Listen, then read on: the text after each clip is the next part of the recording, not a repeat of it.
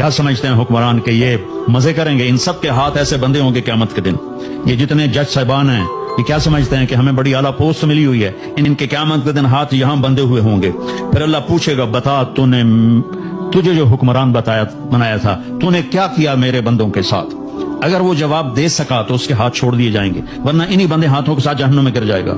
اور قاضی سے اللہ پوچھے گا ہاں کیا فیصلے کیے تھے، کتنے ظلم کے فیصلے کیے تھے، کتنے عدل کے فیصلے کیے تھے. اگر وہ عدل کے فیصلوں میں کامیاب ہو گیا تو ہاتھ چھوڑ دیے جائیں گے اور جنت میں چلا جائے گا. اگر ظلم کے فیصلے کرتا مر گیا تو انہی بندے ہاتھوں کے ساتھ آگ میں چلا جائے گا.